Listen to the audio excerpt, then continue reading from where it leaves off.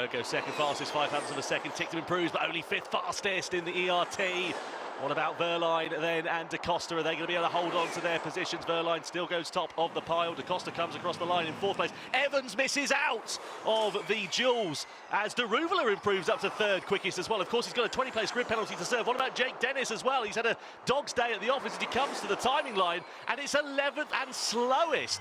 Some big hitters in Group A. Da Costa, Evans, Dennis, all missing out on the Jules. Gunter's looking pretty handy. You can see him here, clip the wall just a lap or so ago. He's stick fastest at the moment. He comes through the final corner, comes across the timing line. Where does Gunter go? He goes to the top of the pile and knocks out Nick Cassidy in the Jaguar then. What about Lucas Di Grassi? 4th fastest, he goes to the top. Lucas Di Grassi, Maximilian Gunter, Stoffel Van Dorn and Sergio Sette Camara are the 4 drivers who make it forward into the dual stages. Quarter-finals on the way.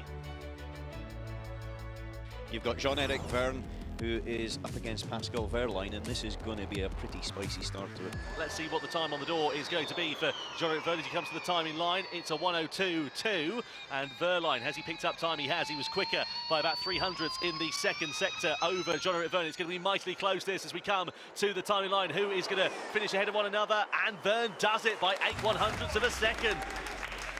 Jehan De Ruyveler in the Maserati versus Edo Mortara in the Mahindra. Mortara's got the big advantage, hasn't he? Yeah, De Ruyveler dropped time in that final sector in particular. I thought he was a little bit wide actually to the final couple of corners. Mortara's got it all to do now then. He's got the advantage. If he doesn't throw it away here in these final couple of corners, he will be the driver that progresses forwards. We come to the timing line and Mortara does it by over 2.5 tenths of a second from Jehan De Ruyveler. Over to quarter-final 3 though. Stoffel Van Dorn versus Max Gunter. A 1:01.9, that's the fastest time we've seen so far this weekend. Gunter, though, is catching. He's about 1/10 of a second adrift, but he's going to have a meteoric final few corners if he's going to close that deficit down to Stoffel Van Dorn. Clips the curb too much on the inside. That's going to cost him more time, and surely it's going to be Stoffel Van Dorn that goes forwards from the quarterfinals, and indeed it is. Let's see what's going to happen here between Sergio Sette Camara and Lucas Di Grassi. The 1:02.1, it's not the fastest time that we've seen so far this weekend, but it might be enough to overhaul Lucas Di Grassi as we come through 13, 14, and then the right-hander of turn 15. Di Grassi, little bit of instability there as he just fights the car. He comes to the timing line, and he doesn't manage to improve. Into the semis, we have Verne versus Mortara and Sette Camara versus Van Dorn. Looking forward to seeing what is going to happen and how this is all going to unfold.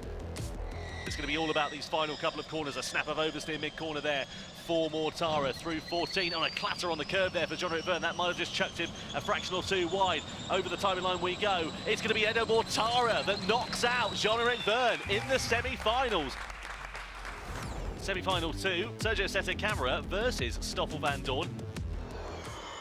Let's see what it's like. It's a 1:02 flat. It's not the fastest time we've seen for Stoffel Van Dorn. Van Dorn was faster in the 2nd sector by 1/10 of a second or so. In towards turns 12, 13 and 14 we go. That left-hander, he's soaring away at the wheel as he comes around turn 15 and to the timing line. Van Dorn's picked up enough of an advantage. He comes to the timing line and he is going to do it, surely. Yes, 1:01.8 for Stoffel Van Dorn. So it is DS Penske versus Mahindra for pole position here in Berlin.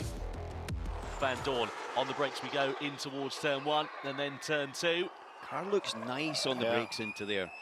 It moves around a little bit, but it looks nice and settled. You could almost see the weight transfer, but in a very controlled way. The front dips down, but it's really looking quite settled there. Watch Van Dorn, bottom right corner of your TV screen, into that same first corner. And again, even you have to say the DS Penske as well, the movement on his hands is across the joints that you've got on this concrete surface here.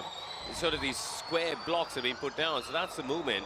But the car itself riding it pretty well. Really nice lap time here, though, for Edo Mortara coming through. Just goes through turn 9. It looks so compliant going into 6 and 7. We've seen a few drivers running it deep. What's it like there for Van Dorn? Pretty even Stevens in the 1st sector. 11 thousandths of a second separating them. It's a 25.6 in the 2nd sector for Edo Mortara. It's only a short final sector and Van Dorn's lost time here. Yeah, exit of turn 7. He didn't quite get it right and he lost a couple of tenths here as now Edo's 1:07.41. That's the fastest overall. Amazing job from Edo Mortara. 1:01.7 then for the Swiss driver. Is he going to to be pole position for Mahindra, or is Van Dorn going to be able to claw it back as we come through the final couple of corners through 14, then the right of 15, bit of rear instability on the exit for Van Dorn as he comes to the line. It's going to be pole position for Enno Mortara and for Mahindra here for round 9, and for the team that haven't scored any points so far in 2024, they finally get one on the door.